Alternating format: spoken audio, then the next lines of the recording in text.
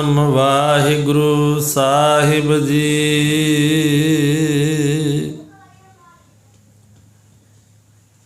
सतनाम वाहिगुरु साहिब जी। एकंकारा सतगुरु Teh प्रसाद सच होए। वाहिगुरु जी की फतेह बिघ्न विनाशन सोए। मूक उचरै शास्त्र खट पिंग गिरन चढ़ जाए। अंध लखै बदरो सुनै जो काल कृपा कराए। अंध लखै बदरो सुनै जो काल कृपा कराए। वाहिगुरु जी का खालसा वाहिगुरु जी की फतेह।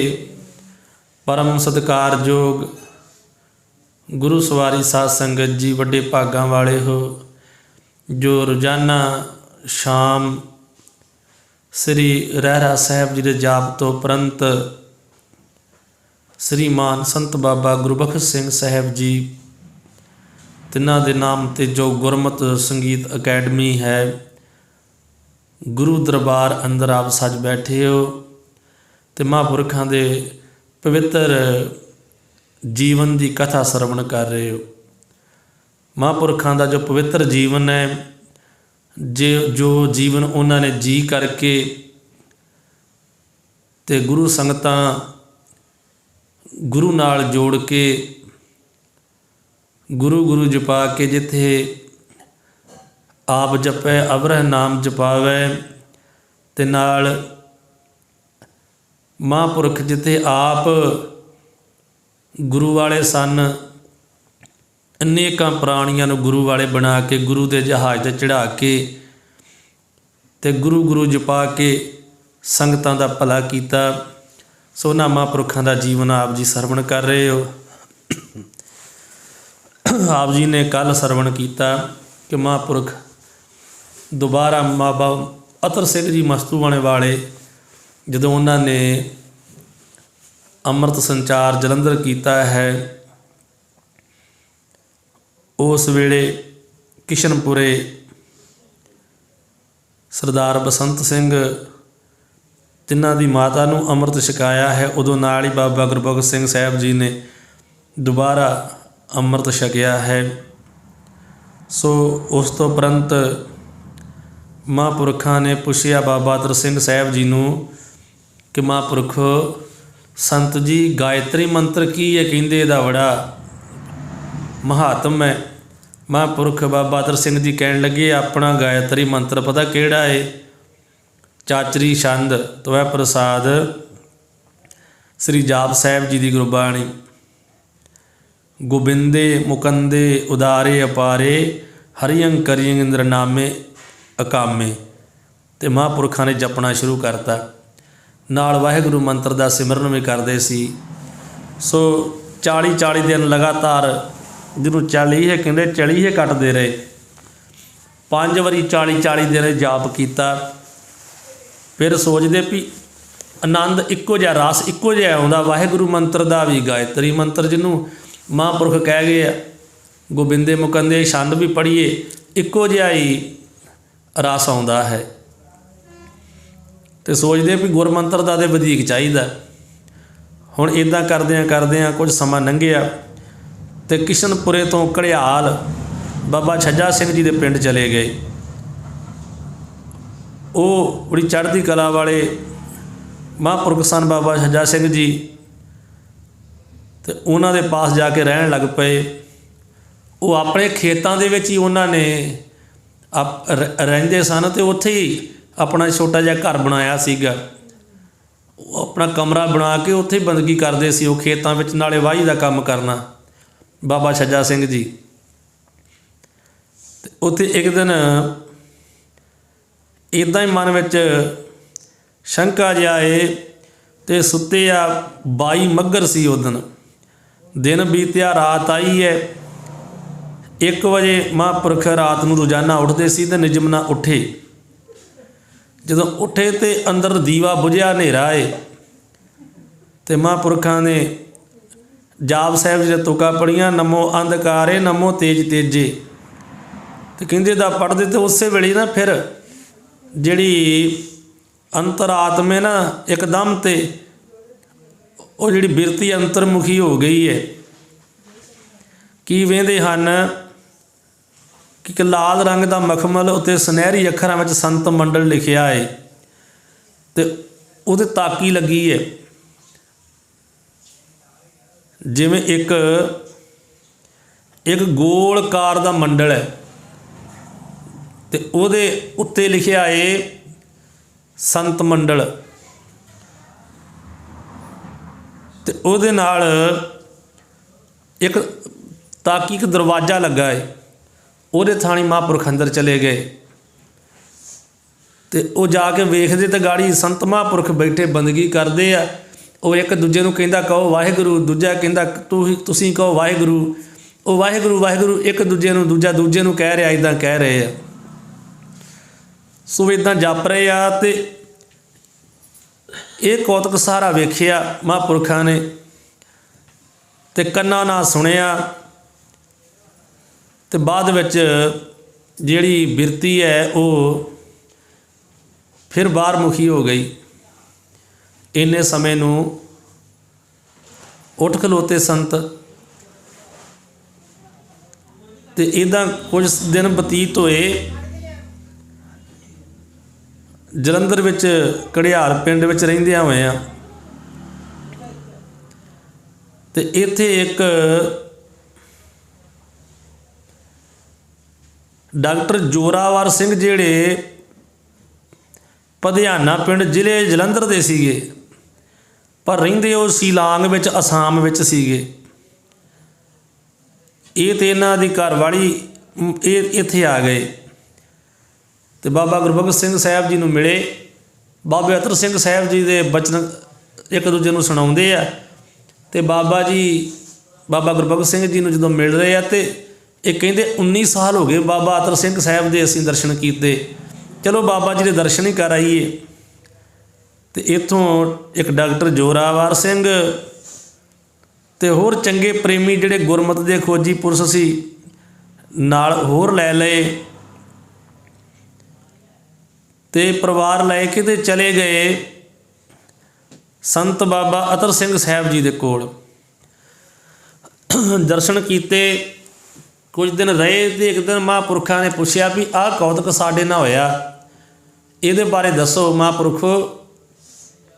ਤੇ ਬਾਬਾ ਅਤਰ ਸਿੰਘ ਜੀ ਕਹਿਣ ਲੱਗੇ, ਬਾਬੇ ਗੁਰਬਖਸ਼ ਸਿੰਘ ਸਾਹਿਬ ਜੀ ਨੂੰ ਕਹਿਣ ਲੱਗੇ ਵੀ ਜਿਹੜੇ ਸ਼ੰਤ ਜਾਂ ਸ਼ਬਦ ਹੁੰਦੇ ਆ ਨਾ, ਉਹਨਾਂ ਦੀ ਤਾਂ ਗਿਣਤੀ ਮਿਣਤੀ ਹੁੰਦੀ ਹੈ, ਪਰ ਜਿਹੜਾ ਗੁਰਮੰਤਰ ਇਹਦੀ ਕੋਈ ਗਿਣਤੀ ਨਹੀਂ ਹੈ। ਗੁਰਮੰਤਰ ਨਿਰੰਤਰ ਹੀ ਚੱਲਦਾ ਰਹਿਣਾ ਚਾਹੀਦਾ ਹੈ, ਇਹਦੀ ਕੋਈ ਗਿਣਤੀ ਨਹੀਂ ਕਰਨੀ ਚਾਹੀਦੀ। ਸ਼ਬਦਾਂ ਸ਼ੰਦਾਂ ਦੀ ਗਿਣਤੀ ਹੁੰਦੀ ਹੈ, ਸਿਮਰਨ ਦੀ ਕੋਈ ਗਿਣਤੀ ਨਹੀਂ। ਤੇ ਇਹ ਜੋ ਤੁਸੀਂ ਵੇਖਿਆ ਇਹ ਅਕਾਲ ਪੁਰਖ ਵਾਹਿਗੁਰੂ ਨੇ ਤੁਹਾਨੂੰ ਵਿਖਾਇਆ ਹੈ। ਸ਼ੰਤਾਂ ਦੀ ਗਿਣਤੀ ਹੋਵੇਗੀ, ਸ਼ਬਦਾਂ ਦੀ ਹੋਵੇਗੀ, ਗੁਰਮੰਤਰ ਦੀ ਕੋਈ ਗਿਣਤੀ ਨਹੀਂ। ਸਿਮਰਨ ਜਿੰਨਾ ਮਰਜ਼ੀ ਕਰੋ, ਇਹਦੀ ਗਿਣਤੀ ਨਹੀਂ ਕਰਨੀ। ਸੋ ਮਹਾਂਪੁਰਖਾਂ ਨੇ ਕਿਹਾ ਜੀ 7 ਬਚਨ। ਤੇ ਉਸ ਦਿਨ ਤੋਂ ਦ੍ਰਿੜ ਵਿਸ਼ਵਾਸ ਹੋ ਗਿਆ ਵੀ ਹੁਣ ਵਾਹਿਗੁਰੂ ਦਾ ਮੰਤਰ ਹੀ ਜਪਣਾ ਹੈ। ਤੇ ਰਹਿੰਦਿਆਂ ਸਵਾਸਾਂ ਤੱਕ ਸ੍ਰੀਮਾਨ ਸੰਤ ਬਾਬਾ ਗੁਰਬਖਸ਼ ਸਿੰਘ ਸਾਹਿਬ ਜੀ ਵਾਹਿਗੁਰੂ ਵਾਹਿਗੁਰੂ ਵਾਹਿਗੁਰੂ ਮੰਤਰ ਹੀ ਦਿਨ ਰਾਤ ਜਪਦੇ ਰਹਿੰਦੇ ਆ। ਬੜਾ ਸਿਮਰਨ ਕਰਦੇ ਰਹੇ ਹਨ, ਵਾਹਿਗੁਰੂ ਦਾ ਨਿਸ਼ਚਾ ਹੋ ਗਿਆ ਹੈ। ਦ੍ਰਿੜ ਵਿਸ਼ਵਾਸ ਦੇ ਨਾਲ ਵਾਹਿਗੁਰੂ ਗੁਰਮੰਤਰ ਦਾ ਅਭਿਆਸ ਫਿਰ ਜਾਰੀ ਰੱਖਿਆ ਹੈ। ਨਿਤਨੇਮ ਵੀ ਕਰਦੇ ਆ, ਗੁਰਬਾਣੀ ਵੀ ਪੜ੍ਹਦੇ ਆ ਤੇ ਵਾਹਿਗੁਰੂ ਦਾ ਸਿਮਰਨ ਵੀ ਜਿਹੜਾ ਉਹ ਜਾਰੀ ਰੱਖਦੇ ਆ। ਸੋ ਇੱਦਾਂ ਸਾਧ ਸੰਗਤ ਜੀ, ਮਾਲਵੇ ਦੇ ਵਿੱਚ ਇੱਕ ਪਾਵਨ ਪਵਿੱਤਰ ਅਸਥਾਨ ਹੈ ਸ੍ਰੀ ਦਮਦਮਾ ਸਾਹਿਬ ਗੁਰੂ ਕੀ ਕਾਸ਼ੀ ਸਾਬੋ ਕੀ ਤਲਵੰਡੀ, ਜਿੱਥੇ ਸਤਿਗੁਰੂ ਜੀ ਗੁਰੂ ਗੋਬਿੰਦ ਸਿੰਘ ਮਹਾਰਾਜ ਜੀ ਨੇ ਜੰਗਾਂ ਤੋਂ ਵਿਹਲੇ ਹੋ ਕੇ ਕਮਰ ਕਸਾ ਖੋਲ੍ਹਿਆ, ਦਮ ਲਿਆ ਤੇ ਕੁਝ ਮਹੀਨੇ ਰਹਿ ਕੇ ਆਪਣੇ ਮੁਖਾਰ ਬਿੰਦ ਤੋਂ ਸਾਰਿਆ ਆਦਿ ਸ੍ਰੀ ਗੁਰੂ ਗ੍ਰੰਥ ਸਾਹਿਬ ਜੀ ਆਦਿ ਤੋਂ ਅੰਤ ਤੱਕ ਉਚਾਰਨ ਕੀਤਾ ਹੈ। ਤੇ ਨੌਵੇਂ ਸਤਿਗੁਰੂ ਆਪਣੇ ਪਿਤਾ ਜੀ ਦੀ ਬਾਣੀ ਜਿਹੜੀ ਹੈ ਉਹ ਵੀ ਦਰਜ ਕੀਤੀ ਹੈ। ਤੇ ਭਾਈ ਮਨੀ ਸਿੰਘ ਜੀ ਹੱਥੋਂ ਲਿਖਵਾ ਕੇ ਬਾਬਾ ਦੀਪ ਸਿੰਘ ਸਾਹਿਬ ਜੀ ਨਾਲ ਸਹਾਇਕ ਹਨ ਤੇ ਪੂਰਨ ਗੁਰੂ ਰੂਪਤਾ ਵਿੱਚ ਮੁਕੰਮਲ ਕੀਤਾ ਸੀ। ਭਾਈ ਸਾਹਿਬ ਭਾਈ ਮਨੀ ਸਿੰਘ ਜੀ ਅਤੇ ਬਾਬਾ ਦੀਪ ਸਿੰਘ ਜੀ ਤਿੰਨਾਂ ਨੇ ਗੁਰਬਾਣੀ ਲਿਖਣ ਦੀ ਸੇਵਾ ਕੀਤੀ ਹੈ ਤੇ ਮੁਕੰਮਲ ਸਤਿਗੁਰੂ ਜੀ ਦੀ ਆਦਿ ਸ੍ਰੀ ਗੁਰੂ ਗ੍ਰੰਥ ਸਾਹਿਬ ਜੀ ਮਹਾਰਾਜ ਦਾ ਸਰੂਪ ਜਿਹੜਾ ਮੁਕੰਮਲ ਕੀਤਾ ਹੈ। ਜਿਸ ਪਵਿੱਤਰ ਧਰਤੀ ਉੱਤੇ ਇਹ ਮਹਾਨ ਸ਼ੁਭ ਕਾਰਜ ਸੰਪੂਰਨ ਹੋਇਆ ਤੇ ਮਗਰੋਂ ਸਤਿਗੁਰੂ ਜੀ ਨੇ ਆਪਣੀ ਰਸਨਾ ਤੋਂ ਸੰਪੂਰਨ ਗੁਰਬਾਣੀ ਦੀ ਕਥਾ ਵਾਚ ਕੇ ਸੁਣਾਈ ਹੈ ਤੇ ਅੱਗੋਂ ਨੂੰ ਪੰਥ ਵਿੱਚ ਗੁਰਬਾਣੀ ਦੀ ਕਥਾ ਦੀ ਲੜੀ ਚਲਾਏ ਰੱਖਣ ਦਾ ਭਾਈ ਮਨੀ ਸਿੰਘ ਸਾਹਿਬ ਜੀ ਨੂੰ ਹੁਕਮ ਦੇ ਕੇ ਆਪ ਸਤਿਗੁਰੂ ਜੀ ਦੱਖਣ ਨੂੰ ਚਲੇ ਗਏ ਹਨ। ਉਸੇ ਸਮੇਂ ਇਹ ਪਵਿੱਤਰ ਧਰਤੀ ਨੂੰ ਗੁਰੂ ਕਲਗੀਧਰ ਜੀ ਨੇ ਗੁਰੂ ਕੀ ਕਾਸ਼ੀ ਦੀ ਪਦਵੀ ਬਖਸ਼ ਕੇ ਫਰਮਾਇਆ ਸੀ, ਤਲਵੰਡੀ ਮੈਂ ਗੁਰ ਕੀ ਕਾਸ਼ੀ ਰਚੀ, ਜੇ ਬੈਲ ਪੜੇ ਹੋਏ ਬੁੱਧ ਉਦਾਰੇ। ਇਹ ਮਹਾਰਾਜ ਜੀ ਨੇ ਬਚਨ ਕੀਤੇ ਸੀ ਵੀ ਇਹ ਦਮਦਮਾ ਸਾਹਿਬ ਗੁਰੂ ਕੀ ਕਾਸ਼ੀ ਹੈ। ਸੋ ਗੁਰੂ ਕਲਗੀਧਰ ਜੀ ਨੇ ਇਹਨਾਂ ਬਚਨਾਂ ਨੂੰ ਸਫਲ ਕਰ ਵਿਖਾਉਣ ਦੀ ਖਾਹਿਸ਼ ਵਿੱਚ ਸੰਤ ਬਾਬਾ ਅਤਰ ਸਿੰਘ ਸਾਹਿਬ ਜੀ ਦਮਦਮਾ ਸਾਹਿਬ ਦੀ ਉਹਨਾਂ ਦਿਨਾਂ ਵਿੱਚ ਨਵੇਂ ਸਿਰੋਂ ਪਈ ਕਾਰ ਸੇਵਾ ਸ਼ੁਰੂ ਕੀਤੀ ਹੋਈ ਸੀ।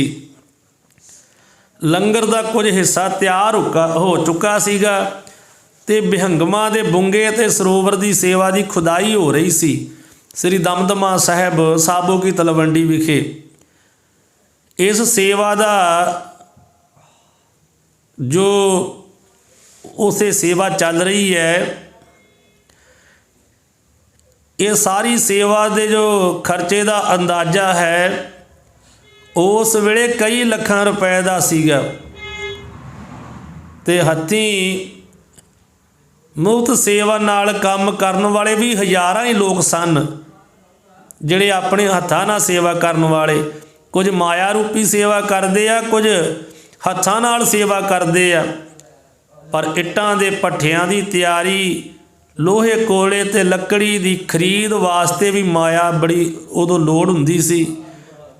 ਸੋ ਇਸ ਸੇਵਾ ਲਈ ਸੰਤ ਬਾਬਾ ਅਤਰ ਸਿੰਘ ਸਾਹਿਬ ਆਪਣੇ ਕਈ ਜਾਣੂ ਤੇ ਪ੍ਰੇਮੀ ਧਨੀ ਲੋਕਾਂ ਪਾਸ ਆਪ ਵੀ ਚਲੇ ਜਾਂਦੇ ਸਨ। ਜਿਹੜੇ ਮਹਾਂਪੁਰਖਾਂ ਦੇ ਪ੍ਰੇਮੀ ਸੀ ਨਾ, ਧਨੀ ਲੋਕ, ਮਹਾਂਪੁਰਖ ਉਹਨਾਂ ਦੇ ਪਾਸ ਚਲੇ ਜਾਂਦੇ ਸਨ ਤੇ ਉਹਨਾਂ ਨੂੰ ਗੁਰੂ ਕੀ ਇਸ ਕਾਰ ਸੇਵਾ ਵਿੱਚ ਹਿੱਸਾ ਪਾਉਣ ਨੂੰ ਪ੍ਰੇਰਿਆ ਕਰਦੇ ਸਨ।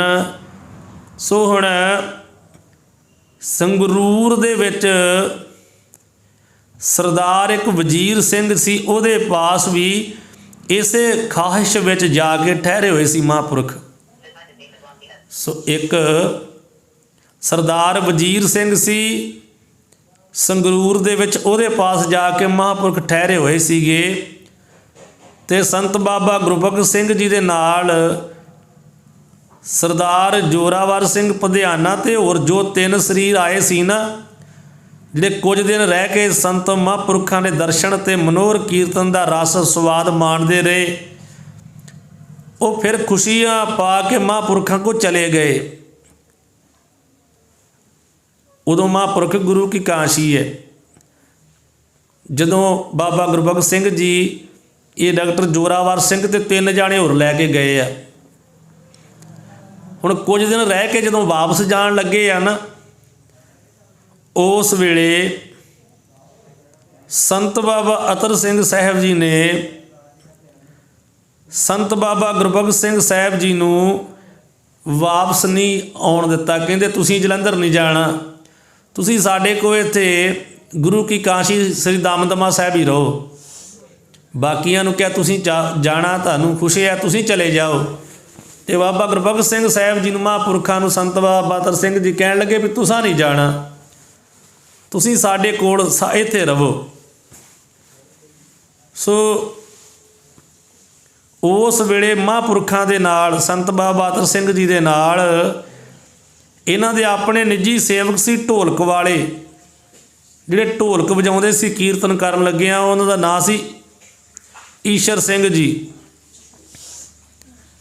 ਸੋ ਮਹਾਂਪੁਰਖ ਬਾਬਾ ਅਤਰ ਸਿੰਘ ਜੀ ਨੇ ਬਾਬਾ ਗੁਰਬਖਸ਼ ਸਿੰਘ ਜੀ ਨੂੰ ਠੇਕੇਦਾਰ ਸਰਦਾਰ ਕੁੰਦਨ ਸਿੰਘ ਦੇ ਪਾਸ ਟਾਟਾ ਨਗਰ ਭੇਜ ਦਿੱਤਾ ਹੈ। ਇੱਕ ਉਸ ਢੋਲਕ ਵਾਲੇ ਈਸ਼ਰ ਸਿੰਘ ਨੂੰ ਅਤੇ ਇੱਕ ਬਾਬਾ ਗੁਰਬਖਸ਼ ਸਿੰਘ ਸਾਹਿਬ ਜੀ ਨੂੰ ਹੁਕਮ ਦਿੱਤਾ ਹੈ ਕਿ ਤੁਸੀਂ ਜਾ ਕੇ ਤੇ ਟਾਟਾ ਨਗਰ ਚਲੇ ਜਾਓ ਤੇ ਉੱਥੋਂ ਸ੍ਰੀ ਦਮਦਮੇ ਸਾਹਿਬ ਲਈ ਵਧੇਰੇ ਰੁਪਈਆਂ ਦੀ ਸੇਵਾ ਲਿਆਓ।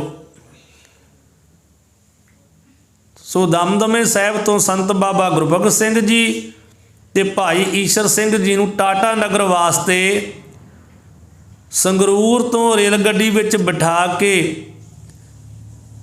ਤੋਰ ਦਿੱਤਾ ਹੈ। ਤੇ ਕਈ ਥਾਂ ਰਾਹ ਵਿੱਚ ਬਦਲਣੀ ਪਈ ਗੱਡੀ, ਕਿਤੇ 2-3 ਦਿਨਾਂ ਤੱਕ ਦਾ ਸਫ਼ਰ ਕੱਟ ਕੇ ਤੇ ਬਾਬਾ ਗੁਰਬਖਸ਼ ਸਿੰਘ ਜੀ ਤੇ ਨਾਲ ਦੇ ਸਾਥੀ ਸਰਦਾਰ ਕੁੰਨੜ ਸਿੰਘ ਜੀ ਦੇ ਪਾਸ ਜਾ ਕੇ ਬਾਬਾ ਅਤਰ ਸਿੰਘ ਜੀ ਉਹਨਾਂ ਦਾ ਸੰਦੇਸ਼ ਸੁਣਾ ਦਿੱਤਾ ਹੈ। ਟਾਟਾ ਨਗਰ ਦੇ ਵਿੱਚ ਸਰਦਾਰ ਕੁੰਦਨ ਸਿੰਘ ਜੀ ਦੇ ਪਾਸ ਜਾ ਕੇ ਬਾਬਾ ਗੁਰਬਖਸ਼ ਸਿੰਘ ਸਾਹਿਬ ਜੀ ਤੇ ਉਹ ਭਾਈ ਈਸ਼ਰ ਸਿੰਘ ਢੋਲਕ ਵਾਲੇ ਪਹੁੰਚ ਗਏ। ਤੇ ਪਹੁੰਚ ਕੇ ਜਾ ਕੇ ਤੇ ਬਾਬਾ ਅਤਰ ਸਿੰਘ ਮਹਾਂਪੁਰਖਾਂ ਦਾ ਸੰਦੇਸ਼ ਸੁਣਾ ਦਿੱਤਾ ਕਿ ਸਾਨੂੰ ਸੇਵਾ ਵਾਸਤੇ ਭੇਜਿਆ ਹੈ। ਧੰਤਾ ਦੇ ਯੋਗ ਸੀ ਉਹ ਗੁਰਮੁਖ ਬੰਦਾ ਸਰਦਾਰ ਕੁੰਦਨ ਸਿੰਘ, ਜਿਸ ਨੇ ਇਹਨਾਂ ਘਰ ਆਇਆਂ ਦਾ ਪ੍ਰਸਾਦਾ ਪਾਣੀ ਦੇ ਨਾਲ ਹੀ ਸਤਿਕਾਰ ਕਰਦੇ ਹੋਏ, ਜਿੱਥੇ ਸਤਿਕਾਰ ਮਾਣ ਕੀਤਾ ਹੈ ਨਾ, ਉਸੇ ਵੇਲੇ ਉਸ ਸਮੇਂ ਦੇ ਵਿੱਚ, ਅੱਜ ਤੋਂ ਇਹ 100 ਸਾਲ ਪਹਿਲਾਂ ਦੀ ਗੱਲ ਹੈ, ਤੇ ਉਸ ਵੇਲੇ 31,000 ਰੁਪਏ ਦਾ ਉਸੇ ਵੇਲੇ ਜਿਹੜਾ ਚੈੱਕ ਹੈ ਨਾ ਉਹ ਕੱਟ ਕੇ ਦੇ ਦਿੱਤਾ ਹੈ। ਸਨ 1919 ਵਿੱਚ ਇਹ ਸੇਵਾ ਹੋਈ ਹੈ ਸ੍ਰੀ ਦਮਦਮੇ ਸਾਹਿਬ ਦੇ ਸਰੋਵਰ ਦੀ ਤੇ ਲੰਗਰ ਹਾਲ ਦੀ। ਸਨ 1919 ਵਿੱਚ ਇਹ ਸੇਵਾ ਹੋਈ ਹੈ ਤੇ ਅੱਜ ਵੇਖ ਲਓ 2021 ਹੈ। 1 ਸਾਲ, ਇਹ 100 ਸਾਲ ਤੇ 2 ਸਾਲ ਉੱਤੇ 102 ਸਾਲ ਦਾ ਸਮਾਂ ਹੋ ਗਿਆ ਹੈ। ਤੇ 102 ਸਾਲ ਪਹਿਲਾਂ 31,000 ਰੁਪਇਆ ਕਿੰਨਾ ਹੋਵੇਗਾ? ਸੋ ਜਦੋਂ ਕਿ 31 ਰੁਪਈਏ ਤਨਖਾਹ ਚੰਗੇ ਭਲੇ ਬੰਦੇ ਦੀ ਹੁੰਦੀ ਸੀ, ਉਸ ਵੇਲੇ ਟਾਟਾ ਨਗਰ ਤੋਂ 31,000 ਰੁਪਏ ਦਾ ਚੈੱਕ ਜਿਹੜਾ ਏ ਉਹ ਕੱਟ ਕੇ ਸਰਦਾਰ ਕੁੰਨੜ ਸਿੰਘ ਨੇ ਬਾਬਾ ਅਤਰ ਸਿੰਘ ਸਾਹਿਬ ਜੀ ਦਾ ਹੁਕਮ ਮੰਨਦਿਆਂ ਹੋਇਆਂ ਉਹ ਬਾਬਾ ਗੁਰਬਖਸ਼ ਸਿੰਘ ਸਾਹਿਬ ਜੀ ਨੂੰ ਦੇ ਦਿੱਤਾ ਹੈ। ਤਾਂ ਕਿ ਉਹਨੇ ਸੋਚਿਆ, ਪਹਿਲਾਂ ਪਤਾ ਕਿਉਂ ਦਿੱਤਾ ਵੀ ਬਾਅਦ ਸ਼ੰਕੇ 'ਚ ਨਾ ਪਏ ਰਹਿਣ ਵੀ ਦੇਣਾ ਕੁਝ ਕਿ ਨਹੀਂ ਦੇਣਾ। ਹੁਣ ਸੇਵਾ ਵਾਲੇ ਆਏ, ਵੇਖੋ ਅੱਜ ਵਾਲਾ ਕੰਮ ਨਹੀਂ, ਅੱਜ ਬੰਦਾ ਕਿਤੇ ਦਾ ਕਿਤੇ ਹੋ ਕੇ ਆ ਜਾਂਦਾ।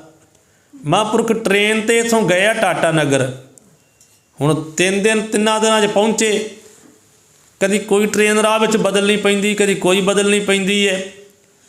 ਹੁਣ ਉੱਥੇ ਰਹਿਣਾ ਸੀਗਾ, ਜਾ ਕੇ 8-10 ਦਿਨ ਰਹਿਣਾ ਹੈ ਤੇ ਫਿਰ ਉੱਥੋਂ ਵਾਪਸ ਮੁੜਨਾ ਹੈ। ਤੇ ਉਹਨੇ ਵੀ ਇਹ ਗੱਲ ਸੋਚੀ ਵੀ ਕਿਤੇ ਇਹ ਨਾ ਸੋਚਦੇ ਰਹਿਣ ਵੀ ਮਾਇਆ ਤਾਂ ਕੋਈ ਦਿੱਤੀ ਨਹੀਂ। ਉਹਨੇ ਜਾਂਦਿਆਂ ਪਹਿਲਾਂ ਜਦੋਂ ਪ੍ਰਸ਼ਾਦਾ ਪਾਣੀ ਛਕ ਲਿਆ, ਦੱਸਿਆ ਵੀ ਅਸੀਂ ਇਸ ਵਾਸਤੇ ਆਏ ਹਾਂ, ਉਹਨੇ ਪਹਿਲਾਂ ਹੀ ਚੈੱਕ ਕੱਟ ਦਿੱਤਾ ਤੇ ਉਦੋਂ ਹੀ ਫੜਾਤਾ ਵੀ ਆਹ ਲੈ ਲਓ। ਫਿਰ ਮਹਾਂਪੁਰਖ ਦੇ 15 ਦਿਨ ਰਹੇ ਬਾਬਾ ਗੁਰਬਖਸ਼ ਸਿੰਘ ਸਾਹਿਬ ਜੀ। ਤੇ ਬਾਬਾ ਅਤਰ ਸਿੰਘ ਸਾਹਿਬ ਜੀ ਨੇ ਬਾਬਾ ਗੁਰਬਖਸ਼ ਸਿੰਘ ਸਾਹਿਬ ਜੀ ਨੂੰ ਤੇ ਨਾਲ ਆਪਣੇ ਨਿੱਜੀ ਜਿਹੜਾ ਢੋਲਕ ਵਾਲਾ ਉਹਨੂੰ ਭੇਜਿਆ ਏ। ਕਿਉਂ ਭੇਜਿਆ? ਇੰਨੀ ਰਕਮ ਲਿਆਉਣੀ ਹੈ, ਹਰ ਬੰਦਾ ਥੋੜ੍ਹਾ ਭੇਜਣਾ ਸੀ। ਜਿਹੜਾ ਮਨੁੱਖ ਭਰੋਸੇ ਵਾਲਾ ਹੋਵੇ ਉਹੀ ਭੇਜਿਆ ਜਾਂਦਾ ਇਹਨੇ ਪੈਸੇ ਲੈਣ। ਨਹੀਂ ਤੇ ਕਈ ਜਾਣੇ ਜਿਹੜੇ ਹੁੰਦੇ ਉਹ ਮਾਇਆ ਵੇਖ ਕੇ ਡੋਲ ਜਾਂਦੇ ਆ, ਥੋੜ੍ਹੀ ਜਿਹੀ ਮਾਇਆ ਵੇਖ ਕੇ ਲੈ ਕੇ ਭੱਜ ਜਾਂਦੇ ਆ।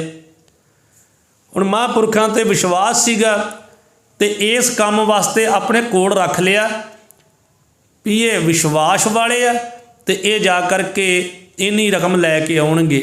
ਤੇ ਮਹਾਂਪੁਰਖ ਉਸ ਵੇਲੇ 31,000 ਰੁਪਇਆ ਜਿਹੜਾ ਹੈ ਨਾ ਉਹਦਾ ਚੈੱਕ ਕੱਟ ਕੇ ਦੇ ਦਿੱਤਾ ਹੈ। 15 ਦਿਨ ਉਹਨਾਂ ਦੇ ਪਾਸ ਰਹਿ ਕੇ ਉਹਨਾਂ ਬੜੀ ਸੇਵਾ ਕੀਤੀ ਹੈ, ਬਾਬਾ ਗੁਰਬਖਸ਼ ਸਿੰਘ ਸਾਹਿਬ ਜੀ ਦੀ ਵੀ ਤੇ ਨਾਲ ਵਾਲੇ ਭਾਈ ਈਸਰ ਸਿੰਘ ਦੀ ਵੀ। 15 ਦਿਨਾਂ ਬਾਅਦ ਤੁਰਨ ਲੱਗੇ ਤੇ ਉਹਨਾਂ ਨੇ 200 ਰੁਪਇਆ ਹੋਰ ਇਹਨਾਂ ਨੂੰ ਤਰਲੇ ਕਰਕੇ ਦਿੱਤਾ ਹੈ, ਰੋਕ ਰੋਕ ਕੇ ਵੀ ਨਹੀਂ ਆਹ ਬੇਨਤੀ ਪ੍ਰਵਾਨ ਕਰੋ, 200 ਰੁਪਇਆ ਤੁਸੀਂ ਵੀ ਲੈ ਜਾਓ ਖਰਚਾ। 50 ਤੇ 31 ਜਿਹੜਾ 1000 ਤੇ ਇਹ ਤੇ ਤੁਹਾਨੂੰ ਚੈੱਕ ਦੇਤਾ ਨਾ, ਬਾਕੀ ਕੋਲ ਖਰਚਾ ਵੀ ਖੜੋ ਵੀ ਤੁਸੀਂ ਵੀ ਕੋਈ ਜਲ ਪਾਣੀ ਛਕਣਾ ਹੈ। ਤੇ ਬਾਬਾ ਗੁਰਬਖਸ਼ ਸਿੰਘ ਜੀ ਜਿਹੜੇ ਆ ਨਾ ਇਹ ਬਿਲਕੁਲ ਤਿਆਗੀ ਸਨ, ਕੋਈ ਪ੍ਰੇਮ ਨਹੀਂ ਇਹਨਾਂ ਨੂੰ ਮਾਇਆ ਨਾ ਨਹੀਂ ਲੈਂਦੇ। ਉਹਨਾਂ ਕੇ ਧੱਕੇ ਨਾਲ ਰੋਕ ਰੋਕ ਕੇ 200 ਰੁਪਇਆ ਦਿੱਤਾ ਹੈ ਵੀ ਨਹੀਂ ਮਹਾਂਪੁਰਖੋ ਕਿਤੇ ਲੋੜ ਪੈ ਜਾਂਦੀ ਲੈ ਜਾਓ। ਸੋ ਜਦੋਂ ਇਸ ਤਰ੍ਹਾਂ ਤੁਰੇ ਆ ਨਾ ਘਰੋਂ ਤੇ ਫਿਰ ਇੱਕ ਤੇ ਮਾਇਆ ਦਿੱਤੀ ਹੈ ਤੇ ਦੂਜਾ ਧੰਨਵਾਦ ਵੀ ਕੀਤਾ ਹੈ।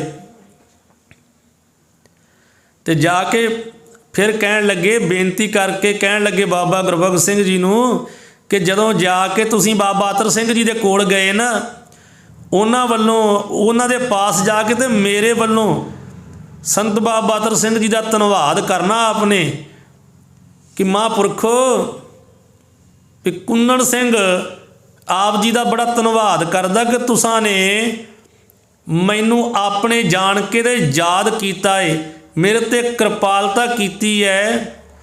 ਸੋ ਜਦੋਂ ਇੰਨੇ ਨਿਮਾਣੇ ਹੋ ਕੇ ਕਿਹਾ ਏ, ਇੱਕ ਵੇਖ ਲਓ 31,000 ਦੇਣ ਡਏ ਆ ਉਸ ਸਮੇਂ ਦਾ, ਤੇ ਦੂਜਾ ਕਹਿਣ ਡੇ ਵੀ ਜਾ ਕੇ ਬਾਬਾ ਅਤਰ ਸਿੰਘ ਜੀ ਨੂੰ ਕਿਹੋ, ਬਾਬਾ ਗੁਰਬਖਸ਼ ਸਿੰਘ ਸਾਹਿਬ ਜੀ ਨੂੰ ਕਹਿੰਦੇ ਵੀ ਤੁਸੀਂ ਕਿਹੋ ਵੀ ਮੇਰੇ ਨਿਮਾਣੇ ਨੂੰ ਕਿਰਪਾ ਕਰਕੇ ਤੁਸੀਂ ਯਾਦ ਕੀਤਾ ਏ। ਫਿਰ ਵੀ ਨਿਮਾਣੇ ਨਤਾਣੇ ਹੁੰਦੇ ਵੀ ਸ਼ੁਕਰ ਹੈ ਮੈਨੂੰ ਯਾਦ ਕੀਤਾ ਮਹਾਂਪੁਰਖਾਂ ਨੇ, ਨਹੀਂ ਤੇ ਕੋਈ ਸੇਵਾ ਵਾਲਾ ਆ ਜੇ ਤੇ ਸੰਗਤ ਬੂਹਾ ਢੋ ਲੈਂਦੀ ਆ ਵੀ ਗਾਹਾਂ ਚੱਲ ਜਾਣ, ਬੂਹਾ ਬੰਦ ਹੋਊ ਤੇ ਸਾਡੇ ਘਰ ਨਾ ਵੜਨਗੇ। ਇੱਧਰ ਪੈਸੇ ਦੇ ਕੇ ਵੀ ਤੇ ਉਹ ਕਹਿੰਦੇ ਵੀ ਮਹਾਂਪੁਰਖਾਂ ਨੂੰ ਕਹਿਣਾ ਤੁਸਾਂ ਬੜੀ ਕਿਰਪਾ ਕੀਤੀ, ਸਾਨੂੰ ਯਾਦ ਕੀਤਾ ਹੈ। ਸੋ ਜਦੋਂ ਮਹਾਂਪੁਰਖ ਇੱਥੋਂ ਬਾਬਾ ਗੁਰਬਖਸ਼ ਸਿੰਘ ਜੀ ਤੁਰ ਪਏ ਤੇ ਫਿਰ ਜਾ ਕਰਕੇ ਵੱਖਰੇ ਇੰਟਰ ਕਲਾਸ ਦੇ 2 ਟਿਕਟ ਟਾਟਾ ਨਗਰ ਤੱਕ ਲੈ ਕੇ ਦਿੱਤੇ। ਫਿਰ ਇਹ ਟਾਟਾ ਨਗਰ ਤੋਂ ਕਲਕੱਤੇ ਤੱਕ, ਟਾਟਾ ਨਗਰ ਤੇ ਗਏ ਆ ਨਾ, ਟਾਟਾ ਨਗਰ ਤੋਂ ਕਲਕੱਤੇ ਤੱਕ ਟਿਕਟਾਂ ਵੀ ਉਹਨਾਂ ਨੇ ਲੈ ਕੇ ਦਿੱਤੀਆਂ ਗੱਡੀ ਤੇ, ਉਹ ਵੀ ਇੰਟਰ ਕਲਾਸ ਦੀਆਂ। ਕਿਉਂਕਿ ਕਲਕੱਤੇ ਉੱਦਾਂ ਭਾਵੇਂ ਗਾਂਹ ਤੱਕ ਲੈ ਕੇ ਦਿੰਦੇ, ਕਲਕੱਤੇ ਉਤਰਨਾ ਸੀਗਾ। ਕਲਕੱਤੇ ਉਹ ਚੈੱਕ ਜਿਹੜਾ ਹੈ ਨਾ, ਉਹ ਚੈੱਕ ਲਾ ਕੇ ਉਹ ਚੈੱਕ ਦਾ ਕੈਸ਼ ਹੋਣਾ ਸੀ। ਕਲਕੱਤੇ ਚੈੱਕ ਦੇ ਕੇ ਕੈਸ਼ ਲੈ ਕੇ ਬਾਬਾ ਗੁਰਬਖਸ਼ ਸਿੰਘ ਜੀ ਨੇ ਆਉਣਾ ਸੀਗਾ। ਇਸ ਤਰ੍ਹਾਂ ਬਾਬਾ ਗੁਰਬਖਸ਼ ਸਿੰਘ ਜੀ ਤੇ ਉਹ ਭਾਈ ਈਸਰ ਸਿੰਘ ਕਲਕੱਤੇ ਆਏ ਤੇ ਸੰਤ ਬਾਬਾ ਅਤਰ ਸਿੰਘ ਜੀ ਦੇ ਨਾਮ ਦਾ ਉਹਨਾਂ ਨੇ ਇੱਥੇ 31,000 ਦਾ ਡਰਾਫਟ ਬਣਾਇਆ। ਉਸ ਤੋਂ ਉਪਰੰਤ ਮਾਇਆ ਲੈ ਕੇ ਤੇ ਮੁੜ ਸ੍ਰੀ ਦਮਦਮੇ ਸਾਹਿਬ ਆ ਗਏ। ਆਣ ਕੇ ਸੰਤ ਬਾਬਾ ਅਤਰ ਸਿੰਘ ਜੀ ਉਹਨਾਂ ਦੇ ਪਾਸ ਹਾਜ਼ਰ ਹੋ ਗਏ। ਜਦੋਂ ਆ ਕਰਕੇ ਫਤਿਹ ਬੁਲਾਈ ਤੇ ਫਤਿਹ ਬੁਲਾ ਕੇ ਨਾਲ ਹੀ ਉਹ ਮਾਇਆ ਜਿਹੜੀ ਹੈ ਉਹ ਰੱਖ ਦਿੱਤੀ ਹੈ। ਤੋ ਜਿਹੜਾ ਉਹਨਾਂ 200 ਰੁਪਈਆ ਦਿੱਤਾ ਸੀਗਾ ਉਹ ਵੀ ਜਿਹੜਾ ਕੋਈ ਥੋੜ੍ਹਾ ਬਹੁਤਾ ਖਰਚਾ ਕੋਈ ਕਰਾਇਆ ਰਾਹ 'ਚ ਹੋਇਆ, ਬਾਕੀ ਉਹ ਵੀ ਦੇ ਦਿੱਤੇ ਸਾਰੇ, ਕੁਝ ਵੀ ਨਹੀਂ ਕੋਲ ਰੱਖਿਆ। ਫਿਰ ਮਹਾਂਪੁਰਖੋ ਆ ਥੋੜ੍ਹੀ ਮਾਇਆ ਹੋਰ ਦਿੱਤੀ ਸੀ ਉਹਨਾਂ ਨੇ ਵਰਤਣ ਨੂੰ, ਆ ਵਧੀਆ ਮਹਾਂਪੁਰਖੋ ਇਹ ਵੀ ਲੈ ਲਓ, ਉਹ ਵੀ ਦੇ ਦਿੱਤੀ। ਇੱਦਾਂ ਦੇ ਤਿਆਗੀ ਸੀ ਬਾਬਾ ਗੁਰਬਖਸ਼ ਸਿੰਘ ਸਾਹਿਬ ਜੀ। ਉਹ ਸ਼ਬਦ ਸੁਣਦੇ ਹੋ ਨਾ, ਜਨ ਨਾਨਕ ਸਤਿਗੁਰ ਪੂਜਿਆ ਤਿੰਨ ਹਰ ਪੂਜ ਕਰਾਵਾ। ਜਿਨ੍ਹਾਂ ਨੇ ਉਸ ਅਕਾਲ ਪੁਰਖ ਵਾਹਿ ਨੂੰ ਪੂਜਿਆ ਹੈ ਨਾ, ਉਹਨਾਂ ਦੇ ਅਸਥਾਨਾਂ ਦੀ ਅੱਜ ਪੂਜਾ ਹੋਣ ਰਹੀ ਹੈ। ਉਹਨਾਂ ਦੇ ਨਾਮ 'ਤੇ ਵੇਖੋ ਸੰਗੀਤ ਅਕੈਡਮੀ ਹੈ, ਗੱਤਕਾ ਕਲੱਬ ਹੈ, ਉਹਨਾਂ ਦੇ ਨਾਮ 'ਤੇ ਗੁਰਦੁਆਰਾ ਸੰਤਸਰ ਸਾਹਿਬ ਹੈ, ਗੁਰਦੁਆਰਾ ਜੋਤੀਸਰ ਸਾਹਿਬ ਹੈ, ਸ਼ਿਮਲੇ ਵਾਲਾ ਗੁਰਦੁਆਰਾ ਸਾਹਿਬ ਹੈ ਜੋਤੀਸਰ ਸਾਹਿਬ, ਹੋਰ ਅਨੇਕਾਂ ਥਾਵਾਂ 'ਤੇ ਮਹਾਂਪੁਰਖਾਂ ਦਾ ਜਸ ਹੈ, ਜਿੱਥੇ ਜਿੱਥੇ ਸੰਗਤਾਂ ਉਹਨਾਂ ਦੀ ਸੰਗਤ ਕਰਦੀਆਂ ਰਹੀਆਂ ਨੇ। ਹੁਣ ਤੱਕ ਸੰਗਤਾਂ ਜਿਹੜੀਆਂ ਉਹ ਗੁਰਦੁਆਰਾ ਸੰਤਸਰ ਸਾਹਿਬ ਦਰਸ਼ਨਾਂ ਨੂੰ ਆਉਂਦੀਆਂ ਨੇ। ਸੋ ਇਸ ਤਰ੍ਹਾਂ ਮਹਾਂਪੁਰਖਾਂ ਨੇ ਆ ਕਰਕੇ ਤੇ ਸਾਰੀ ਮਾਇਆ ਜਿਹੜੀ ਬਚੀ ਉਹ ਵੀ ਦੇ ਦਿੱਤੀ ਹੈ। ਸੋ ਇਸ ਤਰ੍ਹਾਂ ਉਪਰੰਤ ਜਦੋਂ ਆ ਕਰਕੇ ਮਹਾਂਪੁਰਖਾਂ ਦੇ ਪਾਸ ਬੈਠ ਗਏ ਨਾ, ਤੇ ਫਿਰ ਸਾਰੀ ਜਿਹੜੀ ਜਾਣ ਦੀ ਆਉਣ ਦੀ ਗੱਲ ਹੈ ਉਹ ਮਹਾਂਪੁਰਖਾਂ ਨੂੰ ਦੱਸੀ ਹੈ। ਸਾਰੀ ਵਿਥਿਆ ਜਿਹੜੀ ਉਹ ਖੋਲ੍ਹ ਕੇ ਸੁਣਾ ਦਿੱਤੀ ਹੈ। ਸੁਣ ਉੱਥੋਂ ਬਾਅਦ ਵਿੱਚ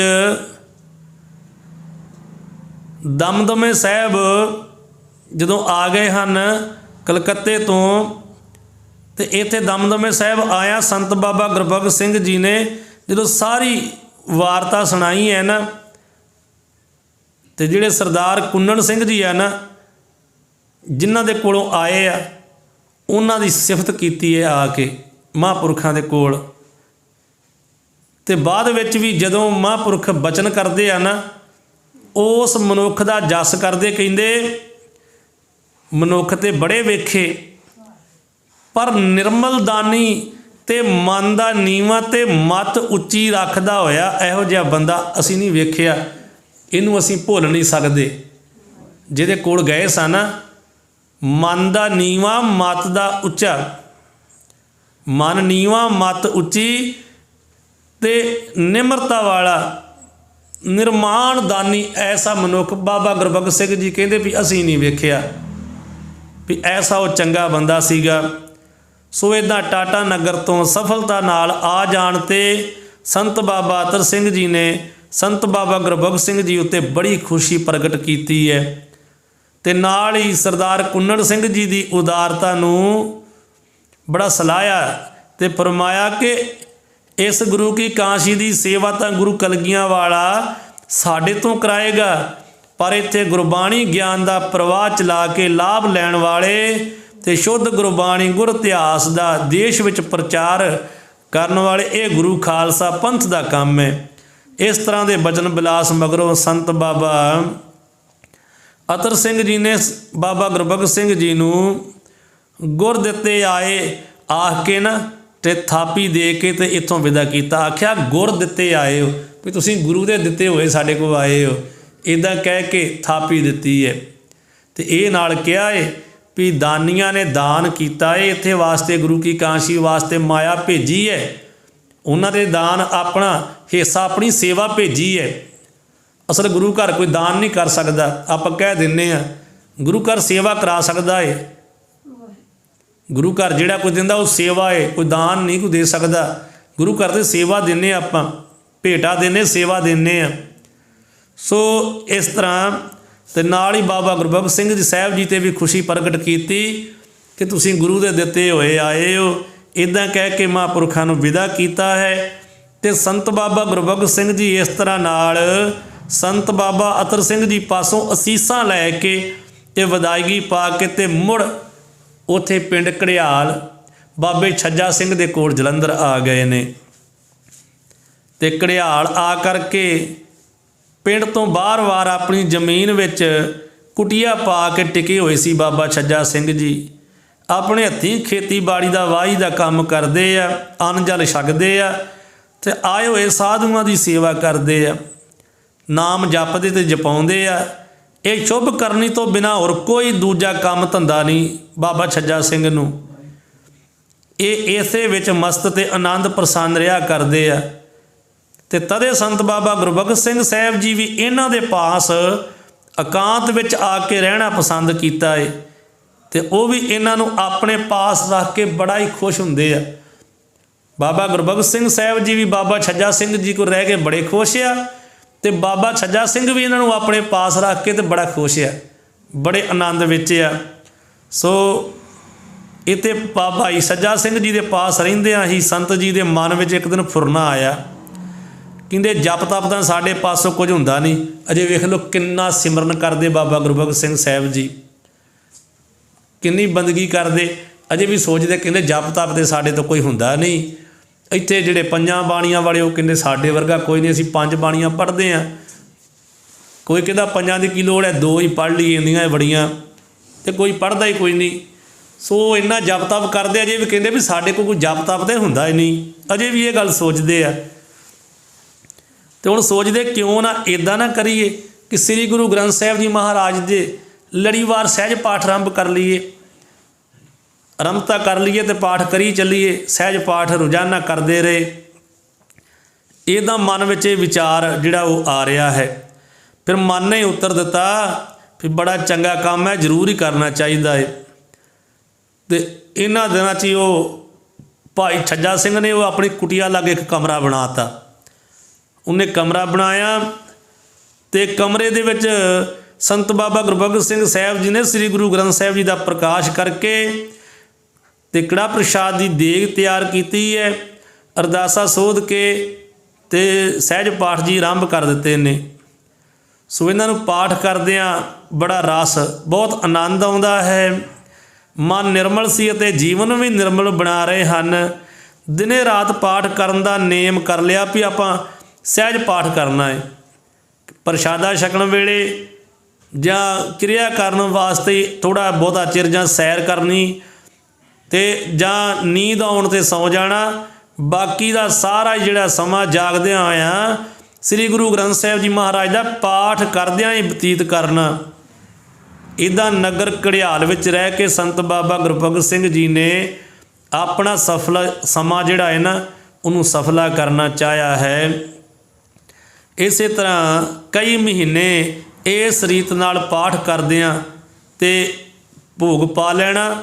ਅਗਲਾ ਸਹਿਜ ਪਾਠ ਜੀ ਫਿਰ ਆਰੰਭ ਹੋ ਜਾਣੇ, ਫਿਰ ਭੋਗ ਪਾ ਲੈਣਾ, ਅਗਲੇ ਸ੍ਰੀ ਸਹਿਜ ਪਾਠ ਜੀ ਫਿਰ ਆਰੰਭ ਕਰ ਲੈਣੇ। ਸੋ ਰਾਤ ਦਿਨੇ ਪਾਠ ਕਰਦਿਆਂ ਐਸੀ ਅਵਸਥਾ ਹੋ ਆਈ ਕਿ ਨੀਂਦ ਆਉਣ ਵੇਲੇ ਸੌਂ ਜ਼ਰੂਰ ਜਾਂਦੇ ਸੀਗੇ, ਪਰ ਸੁੱਤਿਆਂ ਹੋਇਆਂ ਵੀ ਉਹ ਜਦੋਂ ਸਹਿਜ ਪਾਠ ਉਸੇ ਤਰ੍ਹਾਂ ਹੀ ਚੱਲਦਾ ਰਹਿੰਦਾ ਏ ਮਨ ਵਿੱਚ।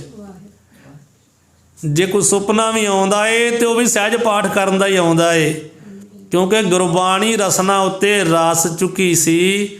ਇਹ ਗੱਲ ਸੰਤ ਬਾਬਾ ਗੁਰਬਖਸ਼ ਸਿੰਘ ਸਾਹਿਬ ਜੀ ਨੇ ਦਿੱਲੀ ਦੇ ਵਿੱਚ ਆਪ ਸੁਣਾਈ ਹੈ। ਕਹਿੰਦੇ ਕਿ ਇੱਕ ਵਾਰੀ ਬਹੁਤਾ ਪਾਠ ਕਰਨ ਨਾਲ ਖੁੱਲੀਆਂ ਅੱਖਾਂ ਥੱਕ ਜਾਣ ਤਾਂ ਥੋੜ੍ਹੇ ਚਿਰ ਲਈ ਬੰਦ ਕਰਕੇ ਬੈਠਿਆਂ ਹੋਇਆਂ, ਫਿਰ ਬਹੁਤਾ ਲੰਮਾ ਸਮਾਂ ਪਾਠ ਕਰ ਲਿਆ, ਅੱਖਾਂ ਥੱਕ ਗਈਆਂ ਅਤੇ ਉਸ ਤੋਂ ਉਪਰੰਤ ਕਿਤੇ ਅੱਖਾਂ ਬੰਦ ਵੀ ਕਰਕੇ ਬੈਠੇ ਨਾ ਜਾਂ ਲੰਮੇ ਪੈ ਗਏ ਅਤੇ ਤਾਂ ਵੀ ਉਹ ਉਸੇ ਤਰ੍ਹਾਂ ਨਿਰੰਤਰੀ ਗੁਰਬਾਣੀ ਜਿਹੜੀ ਹੈ ਨਾ ਉਹ ਮਨ ਵਿੱਚ ਚੱਲਦੀ ਹੈ। ਅਤੇ ਮਹਾਂਪੁਰਖ ਕਹਿੰਦੇ ਸੀ ਗੁਰਮੰਤਰ ਦਾ ਪਾਠ ਸਿਮਰਨ ਕਰਦੇ ਹੁੰਦੇ ਸੀ, ਕਦੀ ਸੈਰ ਨੂੰ ਚਲੇ ਜਾਇਆ ਕਰਦੇ ਅਤੇ ਫਿਰ ਆ ਕੇ ਉਸੇ ਤਰ੍ਹਾਂ ਪਾਠ ਕਰਨ ਲੱਗ ਜਾਂਦੇ। ਸਿਮਰਨ ਨਹੀਂ ਛੱਡਿਆ, ਵਾਹਿਗੁਰੂ ਦਾ ਸਿਮਰਨ ਕਰੀ ਗਏ ਆ। ਸਹਿਜ ਪਾਠ ਕਰਦੇ ਵੀ ਜਦੋਂ ਉੱਠ ਕੇ ਬਾਹਰ ਜਾਣਾ ਨਾ ਉਦੋਂ ਸਿਮਰਨ ਸ਼ੁਰੂ ਹੋ ਜਾਣਾ, ਜਦੋਂ ਅੰਦਰ ਆ ਜਾਣਾ ਉਦੋਂ ਸ੍ਰੀ ਸਹਿਜ ਪਾਠ ਦੀ ਬਾਣੀ ਪੜ੍ਹਨ ਲੱਗ ਪੈਣਾ, ਅਤੇ ਜਦੋਂ ਬਾਹਰ ਚਲੇ ਜਾਣਾ ਉਦੋਂ ਵਾਹਿਗੁਰੂ ਵਾਹਿਗੁਰੂ ਸਿਮਰਨ ਸ਼ੁਰੂ ਕਰ ਦੇਣਾ। ਆਪਣੀ ਰਸਨਾ ਨੂੰ ਕਦੀ ਵੀ ਨਾਮ ਤੋਂ ਬਗੈਰ ਖਾਲੀ ਨਹੀਂ ਰਹਿਣ ਦੇਣਾ। ਤਾਂ ਮਹਾਰਾਜ ਜੀ ਨੇ ਆਖਿਆ ਨਾ, ਰਸਨਾ ਜਪੇ ਨਾ ਨਾਮ, ਤਿਲ ਤਿਲ ਕਰ ਕੱਟੀਏ, ਹਰਹਾਂ ਜਾਂ ਬਿਸਰੈ ਗੋਬਿੰਦ ਰਾਏ ਦਿਨੋਂ ਦਿਨ ਘਟੀਏ। ਇੱਕ ਜਿਹੜਾ ਸਵਾਸ ਹੈ ਨਾ ਉਹਨੂੰ ਵਿਰਥਾ ਨਹੀਂ ਜਾਣ ਦਿੰਦੇ। ਸਾਹ ਆਵੇ ਕਿ ਨਾ ਆਵੇ ਰਾਮ, ਪਤਾ ਨਹੀਂ ਆਉਣਾ ਕਿ ਨਹੀਂ ਆਉਣਾ, ਇੱਕ ਸਵਾਸ ਨੂੰ ਉਹ ਵਿਰਥਾ ਨਹੀਂ ਜਾਣ ਦਿੰਦੇ। ਅੰਦਰ ਸਹਿਜ ਪਾਠ ਕਰਦੇ ਮਹਾਰਾਜ ਦੀ ਤਾਬਿਆ ਬੈਠ ਕੇ, ਬਾਹਰ ਜਾਂਦੇ ਵਾਹਿਗੁਰੂ ਦਾ ਸਿਮਰਨ ਕਰਦੇ ਆ। ਇਸ ਤਰ੍ਹਾਂ ਪਾਠ ਕਰਦੇ ਆ। ਜੇ ਕੋਈ ਮਹਾਂਪੁਰਖਾਂ ਦੇ ਕੋਲ ਮਿਲਣ ਵਾਸਤੇ ਆ ਜਾਂਦਾ ਨਾ ਵੀ ਚਲੋ ਮਹਾਂਪੁਰਖਾਂ ਨੂੰ ਮਿਲ ਆਈਏ, ਅਤੇ ਥੋੜ੍ਹਾ ਜਿਹਾ 2-4 ਮਿੰਟ ਕਿਸੇ ਨੇ ਕੋਈ ਬਚਨ ਬਲਾਚ ਕਰ ਲਿਆ, ਉਦੋਂ ਬਾਅਦ ਵਿੱਚ ਮਹਾਂਪੁਰਖਾਂ ਨੇ ਕਾਹਲੇ ਪੈ ਜਾਣਾ ਵੀ ਨਹੀਂ ਹੁਣ ਤੂੰ ਭਾਈ ਜਾ। 2-4 ਮਿੰਟ ਉਹਦੇ ਨਾਲ ਬਚਨ ਬਲਾਸ ਕਰ ਲਿਆ ਵੀ ਤੂੰ ਜਾ, ਹੁਣ ਅਸੀਂ ਪਾਠ ਕਰਨਾ ਹੈ। ਸੋ ਚਾਹੁੰਦੇ ਵੀ ਛੇਤੀ ਤੋਂ ਛੇਤੀ ਜਿਹੜਾ ਆਇਆ ਉਹ ਚਲਿਆ ਜਾਵੇ ਅਤੇ ਅਸੀਂ ਪਾਠ ਕਰਨ ਲੱਗ ਜਾਈਏ, ਨਹੀਂ ਤਾਂ ਮੁਫਤ ਵਿੱਚ ਨਾ ਸਾਡਾ ਸਮਾਂ ਅਤੇ ਸਵਾਸ ਐਵੇਂ ਵਿਅਰਥੇ ਚਲੇ ਜਾਣ। ਕੋਈ ਬਹੁਤਾ ਹਿਤਕਾਰੀ ਸੱਜਣ ਵੀ ਆਇਆ ਹੋਵੇ ਨਾ, ਉਹ ਆ ਕੇ ਕੋਲ ਬਹਿ ਜੇ ਅਤੇ 5-7 ਮਿੰਟ ਤੋਂ ਵੱਧ ਸਮਾਂ ਨਹੀਂ ਸੀ ਬੈਠਣ ਨੂੰ ਦਿੰਦੇ। ਸੰਤ ਬਾਬਾ ਗੁਰਬਖਸ਼ ਸਿੰਘ ਜੀ ਆਪ ਹੀ ਉਹਨੂੰ ਬੇਨਤੀ ਕਰਕੇ ਤੋਰ ਦਿੰਦੇ ਸੀ ਕਿ ਅਸੀਂ ਵਧੇਰੇ ਹੋਰ ਤੁਹਾਡੇ ਨਾਲ ਗੱਲਬਾਤ ਨਹੀਂ ਕਰ ਸਕਦੇ। ਇਹ ਰੀਤ ਨਾਲ ਕਰੀਬਨ 2 ਸਾਲ ਤੱਕ ਲਗਾਤਾਰ ਹੀ ਘੜਿਆਲ ਪਿੰਡ ਵਿੱਚ ਦਿਨ ਬਿਤਾ ਦਿੱਤੇ। ਤੇ ਤੀਜੇ ਸਾਲ ਜਦੋਂ ਗਰਮੀਆਂ ਸ਼ੁਰੂਆਂ ਹੋ ਗਈਆਂ ਨਾ, ਉਦੋਂ ਮਹਾਂਪੁਰਖ ਫਿਰ ਸ਼ਿਮਲੇ ਚਲੇ ਗਏ, ਕਿਉਂਕਿ ਇਤਨਾ ਅਰਸਾ 2 ਸਾਲ ਲਗਾਤਾਰ ਹੀ ਪਾਠ ਕਰਦਿਆਂ ਨੂੰ ਹੋ ਗਏ ਸੀਗੇ। ਗਰਮੀ ਖੁਸ਼ਕੀ ਦਾ ਜ਼ੋਰ ਵੱਧ ਗਿਆ। ਇਹ ਤੇ ਜਲੰਧਰ ਘੜਿਆਲ ਵਿੱਚ ਜਿਹੜਾ ਸਰੀਰ ਸੀ ਨਾ, ਉਹ ਤਿਲਕਣਾ ਸ਼ੁਰੂ ਹੋ ਗਿਆ, ਕਿਉਂਕਿ ਗਰਮੀ ਹੈ। ਉਦੋਂ ਕਿਹੜੇ ਏਸੀ ਆ, ਨਾ ਕੋਈ ਪੱਖਾ ਹੈ, ਅੰਦਰ ਤੇ ਗਰਮੀ ਹੋਇਆ ਕਰਦੀ ਹੈ ਨਾ। ਤੇ ਹੁਣ ਸਹਿਜ ਪਾਠ ਜਿੰਨਾ ਕਰਨਾ ਅੰਦਰ ਹੀ ਬਹਿ ਕੇ ਕਰਨਾ ਨਾ, ਉਦੋਂ ਨਾ ਤੇ ਪੱਖਾ ਸੀ, ਨਾ ਬਿਜਲੀ ਹੈ, ਤੇ ਨਾ ਉਸ ਵੇਲੇ ਕੋਈ ਏਸੀ ਹੈ। ਹੁਣ ਤੇ ਆਪਾਂ ਨੂੰ ਪੱਖਿਆਂ ਨਾਲ ਵੀ ਗਰਮੀ ਲੱਗਦੀ ਹੈ, ਕਿੰਨੇ ਏਸੀ ਲੱਗ ਜੇ। ਉਦੋਂ ਪੱਖੇ ਵੀ ਹੈ ਨਹੀਂ ਸੀ, ਕੋਈ ਬਲਬ ਚਾਨਣ ਵੀ ਹੈ ਨਹੀਂ ਹੈ। ਲਾਗੇ ਕੋਈ ਨਾ ਕੋਈ ਦੀਵਾ ਜਗਾਉਣਾ ਪੈਂਦਾ ਏ, ਜੋਤ ਜਗਾਉਣੀ ਪੈਂਦੀ, ਦੀਵਾ ਜਗਾ ਕੇ ਚਾਨਣ ਉਹਦਾ ਹੁੰਦਾ ਏ, ਤੇ ਫਿਰ ਪਾਠ ਕਰੀਦਾ ਸੀਗਾ। ਅੰਦਰ ਗਰਮੀ ਹੈ। 1 ਸਾਲ ਗਰਮੀ ਦੇ ਵਿੱਚ ਪਾਠ ਕੀਤਾ, ਫਿਰ ਸਿਆਲ ਆ ਗਿਆ। ਦੂਜੇ ਸਾਲ ਵੀ ਉਸੇ ਤਰ੍ਹਾਂ ਹੀ ਨਿਰੰਤਰ ਪਾਠ ਜਾਰੀ ਰੱਖੇ। ਦੂਜਾ ਸਾਲ ਵੀ ਲੰਘ ਗਿਆ। ਹੁਣ ਜਦੋਂ ਤੀਜੀ ਵਾਰੀ ਗਰਮੀਆਂ ਆਈਆਂ ਨਾ, ਤੀਜੀ ਵਾਰੀ ਗਰਮੀਆਂ ਦੇ ਵਿੱਚ ਪਾਠ ਕਰਨ ਲੱਗੇ, ਗਰਮੀ ਦੇ ਨਾਲ ਜਿਹੜਾ ਸਰੀਰ ਹੈ ਨਾ, ਉਹਨੂੰ ਗਰਮੀ ਤਿਲਕਣਾ ਸ਼ੁਰੂ ਹੋ ਗਿਆ। ਤੇ ਫਿਰ ਮਹਾਂਪੁਰਖਾਂ ਨੇ ਸੋਚਿਆ ਵੀ ਇਹ ਨਿਰੰਤਰ ਜਾਪ ਨਹੀਂ ਛੱਡਣਾ, ਤੇ ਜੇ ਸਰੀਰ ਨੂੰ ਜ਼ਿਆਦਾ ਤਿਲਕਦਾ ਏ ਤੇ ਆਪਾਂ ਸ਼ਿਮਲੇ ਚਲੇ ਜਾਂਦੇ ਹਾਂ ਠੰਡੇ ਥਾਂ 'ਤੇ, ਪਰ ਪਾਠ ਸਹਿਜ ਪਾਠ ਇਸ ਤਰ੍ਹਾਂ ਨਿਰੰਤਰ ਜਾਰੀ ਰਵੇ। ਤੇ ਇੱਥੋਂ ਘੜਿਆਲ ਤੋਂ ਉਦੋਂ ਪਹਿਲੀ ਵਾਰੀ ਸ਼ਿਮਲੇ ਗਏ ਆ। ਸੋ ਸਮਾਂ ਜਿਹੜਾ ਹੋ ਗਿਆ ਏ, ਸਮੇਂ ਦੇ ਲਿਹਾਜ਼ ਨਾਲ ਸਮਾਪਤੀ ਹੈ। ਹੁਣ ਸ਼ਿਮਲੇ ਮਹਾਂਪੁਰਖ ਜਾਣਗੇ ਤੇ ਉਹ ਆਪ ਜੀ ਕੱਲ੍ਹ ਨੂੰ ਸਰਵਣ ਕਰੋਗੇ।